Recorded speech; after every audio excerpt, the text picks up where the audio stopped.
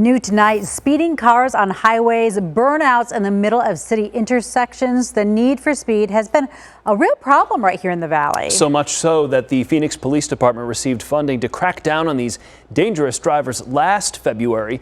David Caltabiano asked if their efforts are paying off 1 year later. Well, good evening to you. Phoenix police say their dedicated street racer task force and new law is making all the difference in 2022, though residents we spoke to in the area say there's still a problem. As soon as it gets dark, it seems to start about 8 o'clock at night. Phoenix resident Lynn Cobb hears the engines revving around her neighborhood in central Phoenix. It's constant car racing on Missouri.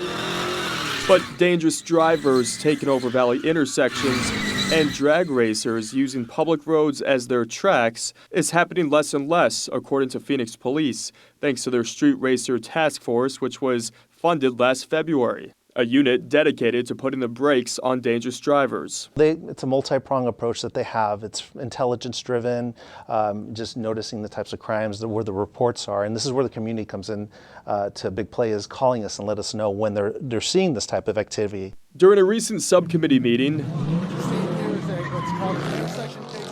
police showed what the task force sees on Phoenix streets. Right now, 90% of their efforts are going toward curbing street racing. The other type of things that we deal with is side-by-side racing. And the success they're having from new laws, which allows them to impound street racers' vehicles. In 2021, they took more than 220.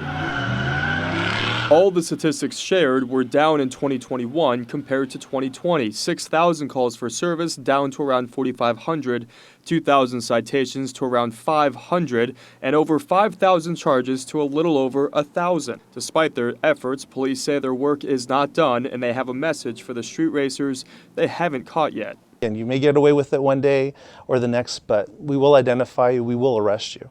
Well, Phoenix police want to make clear, even though they're making big progress, the problem is far from over. They say that drivers are now leaving Phoenix and going to other areas to street race, and that's why they've partnered with agencies across the valley.